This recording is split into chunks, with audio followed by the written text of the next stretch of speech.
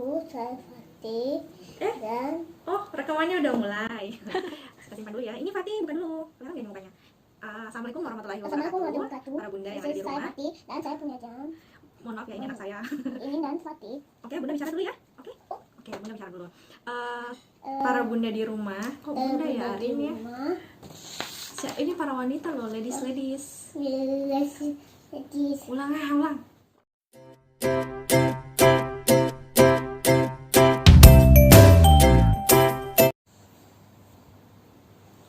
Bunda bukakan jam tangan. Fatih ini udah mulai syuting ternyata. Simpan dulu ya. Ini sebentar bunda pasangin. Oke, halo, assalamualaikum teman-teman yang sedang menyaksikan YouTube saya. Kenalin, saya bundanya dia. Ini siapa namanya? Fatih. Ya. Untuk malam hari ini kita akan bahas tentang ta'aruf. Teman-teman semua, saya juga pernah mengalaminya. Jadi ini ingin sekedar sharing sih tentang apa-apa saja sih yang harus kita tanyain ke calon suami pada saat kita menyetujui proses ta'aruf. Jadi ini untuk mencegah ada sesuatu yang tidak diharapkan di kemudian hari pada saat pernikahan, seperti kasus perceraian ya. Itu sangat tidak kita inginkan, karena kita menginginkan rumah tangga kita bisa sampai di surga nanti, amin. Jadi dari pengalaman saya sendiri ya, saat melakukan ta'aruf dengan suami, setelah saya catat itu ternyata ada 8 poin penting. Berarti mau ikut enggak? Ya udah, ini anggap ini aja ya. Jadi ada 8 poin penting yang harus ditanyakan oleh seorang wanita kepada calon yang akan dinikahi pada saat kita sudah menyetujui proses ta'aruf. Yang pertama itu, pada saat saya ta'aruf, saya mempertanyakan apa sih arti pernikahan gitu. Jadi kita harus ini dulu nih, satu frekuensi dulu, artinya satu pendapat dulu tentang pernikahan itu gimana sih, karena setiap orang itu berbeda. Ada yang menganggap pernikahan itu masalah adalah komitmen, ada yang menganggap pernikahan itu hanya sekedar untuk melengkapi hidup di saat usia kita sudah matang ya. Jadi kayak orang nggak semua lo paham tentang bagaimana sih pernikahan itu. Kalau untuk saya sendiri, pernikahan itu seperti membangun sebuah peradaban kecil gitu. Itu yang pertama, kita harus nanya dulu apa arti pernikahan. Yang kedua, masalah target finansial si pria gitu. Target finansialnya bagaimana dan bagaimana dia mencapai target itu pada saat mereka berumah tangga nanti. Itu penting ya. Kita bukannya mau nanyain berapa banyak sih yang kamu hasilkan gitu, dan setelah kita tahu hasilnya sedikit kita mundur. Enggak seperti itu. Cukuplah kita tahu bahwa pria ini adalah seorang yang bertanggung jawab, kemudian dia punya target finansial ke depan untuk rumah tangganya, dan bagaimana dia mengelola keuangan. Apakah ini maksudnya pendapatannya diserahkan ke istri sepenuhnya, atau dia mau ngatur, atau bagaimana. Itu sangat penting ya. Nanti kalau misalnya kita nggak tahu itu, setelah masuk dalam ranah pernikahan, kita akan apa ya, kalau kita tipikal orang yang menyimpan, pasti ngeluhnya dalam hati gitu. Tapi kalau misalnya tidak ya, kita itu akan menjadi salah satu pemicu dalam rumah tangga ya, pemicu masalah baru lagi gitu. Yang ketiga itu masalah bagaimana cara kita menghadapi stres gitu. Saya pun dalam baru menikah 1-2 bulan seperti itu udah mulai masuk fase stres ya, karena saya harus menyesuaikan diri dengan suami. Apalagi kalau kita melakukan menemukan belahan jiwa kita dengan proses ini. Artinya tidak sedikit dari orang-orang yang melakukan ta'aruf itu pada dasarnya belum mengenal betul ya si pria. Jadi pada saat kita diberi waktu untuk bertanya, ya kita tanyakan itu, bagaimana sih cara dia mengelola stresnya, bagaimana sih cara dia menghadapi dirinya ketika lagi down, dan apa yang bisa kita lakukan. Itu sangat penting, karena kita harus sadari ketika kita menikah, kita menjadi 2 orang yang bekerja sama dalam sebuah tim gitu. Jadi kalau ada anggota kita, maksudnya bagian dari kita ini sedang down, nah kita harus tahu bagaimana cara kita membantu pasangan kita pada saat pernikahan. Seperti itu. Misalnya ada yang menangani stresnya dengan cara minta sedikit waktu luang, atau bisa jadi berkurung dalam sebuah ruangan, atau bisa jadi dia butuh untuk jalan seperti itu penting. Jadi kita nggak kaget pada saat pasangan kita stres pada masa pernikahan, kita nggak pusing sendiri gitu, malah kita bisa membantunya untuk bangkit dari keterpurukan, untuk bangkit dari perasaan stres tadi. Terus ini poin keberapa ya? Keempat. Oke.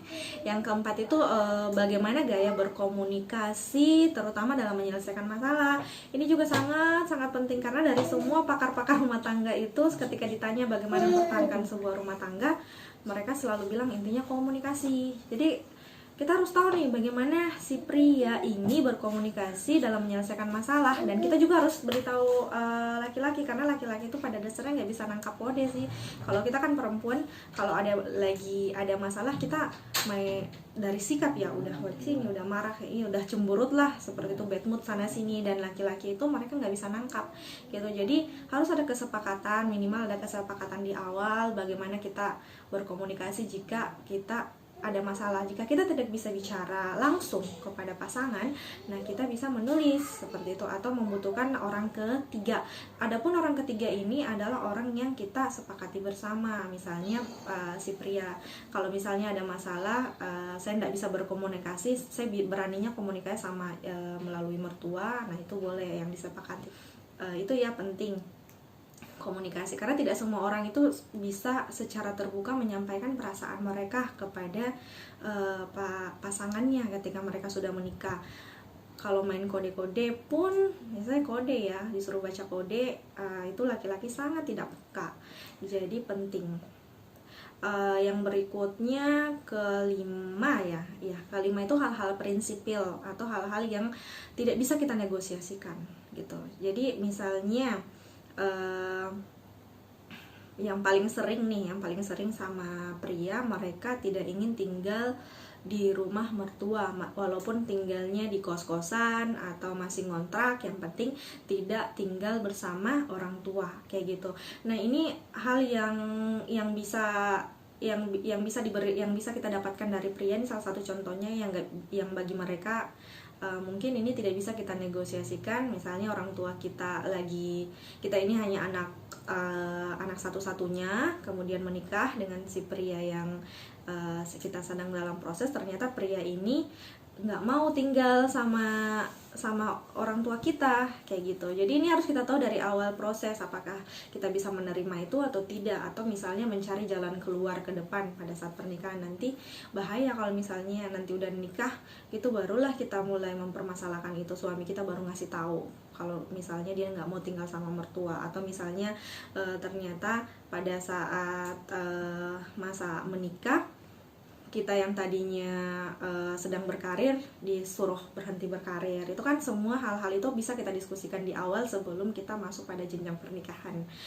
Berikutnya keenam. Nah, keenam itu apakah kita butuh me time dan berapa lama waktu me time-nya. Karena dalam pernikahan itu ya kita akan didera berbagai jenis masalah saat kita masih single dengan pada saat kita sudah menikah itu double beratnya gitu, lebih berat lah di pernikahan, karena kita harus mengatasi diri kita, terus bagaimana kita bisa dalam kondisi yang sedang bermasalah kita harus tetap cocok sama pasangan kita gitu kan. Jadi ada kalanya kita butuh sendiri gitu, ada kalanya kita butuh sendiri untuk sejenak berpikir atau meminta solusi kepada Allah Subhanahu wa Ta'ala kayak gitu kan, dan beritahukan ke pasangan kayak gitu. Jadi kita bisa tanya nih ke prianya, dia butuh me time atau tidak. Nanti kita kaget karena biasanya sih perempuan kayak gitu ya, tiba-tiba prianya itu masuk dalam ruangan, kemudian dia sibuk membaca, sibuk kerja kayak gitu. Tapi kita nggak tahu kalau ternyata ini dia adalah cara untuk menyegarkan pikirannya kembali, tapi kita malah datang lagi untuk mengganggu kita tidak paham tentang kalau ternyata pria ini sedang membutuhkan me time, suami kita membutuhkan me time. Jadi itu harus ditahu dan berapa lama gitu. Jadi itu ya penting. Nah, yang berikutnya berapa ya? Ketujuh. Saya lupa ini. Yang ketujuh itu tentang apa ketakutan terbesar gitu, apa ketakutan terbesar yang dimiliki oleh si pria, apa dia punya, apa yang dia takutkan jika saat berumah tangga nanti. Atau bisa juga sih berupa trauma apa sih yang pernah dia alami masa kecil gitu, penyesalan apa yang terjadi di masa lalu. Itu kita harus korek ya informasi itu agar kita bisa mengenal lebih dalam calon pasangan kita gitu. Udah 7 ya, 8 tadi. Oh ya, yang ke-8 yang terakhir itu adalah ini yang paling sering dilupakan dan biasa orang nanti udah ada baru mulai berpikir tentang ini. Jadi pada saat kita proses ta'aruf pun hal yang harus kita tanyakan itu adalah persiapan ketika kita ingin memiliki anak nanti gitu. Karena bisa jadi calon yang kita ingin nikahi ini ternyata punya pemikiran bahwa jangan dulu punya anak deh, 2 tahun dulu atau 1 tahun dulu karena mau pacaran dulu misalnya ya setelah menikah. Ini harus kita tanyakan apa dia mau seperti ini atau mau langsung punya anak gitu. Kalaupun mau langsung punya anak, kita bisa membicarakan jarak-jarak anaknya berapa, disesuaikan dengan target finansial, itu udah bisa kita diskusikan kok. Kemudian selain itu kita juga bisa mempertanyakan bagaimana pandangan dia terhadap parenting. Jadi kan ada yang paham parenting, ada yang tidak ya. Kalaupun ada yang sama-sama paham nih, nah polanya bisa jadi ini berbeda. Jadi diskusi di awal tentang ini itu sangat penting untuk menyelaraskan, untuk menyocokkan diri kita sama calon pasangan di saat pernikahan nanti. Jadi kalau kita udah paham ini ya potensi untuk perceraian karena kita udah bisa saling memahami sejak di awal itu akan bisa lah gitu. Jadi itu sangat penting. Udah 8 ya. Jadi itu ada 8 ya yang saya sudah rangkum setelah saya mengalami kisah ta'aruf juga sebelum menikah dengan suami. Dan saya harap ini bisa menjadi sesuatu yang bermanfaat untuk teman-teman yang sedang melakukan proses atau sedang ingin mengulik lebih dalam calon pasangannya gitu. Jadi memang kita harus saling bertanya ya, karena memang dalam Islam sendiri pun itu mengatur itu sebelum kita menikah. Bahkan kita harus minimal itu saling bertemu, kita memang harus saling bertemu dan bertanya tentang hal-hal yang kira-kira seperti tadi. Jadi ini 8 pertanyaan yang dianggap tidak terlarang lah dalam proses ta'aruf, dan itu bisa kita tanyakan ke calon pasangan. Nah si pria juga bisa menanyakan hal tersebut kepada wanitanya, itu boleh gitu. Jadi semoga 8 pertanyaan ini bisa diamalkan dan kita bisa menemukan jodoh dunia akhirat kita ya. Assalamualaikum warahmatullahi wabarakatuh. Selanjut baca. Jangan lupa subscribe ya.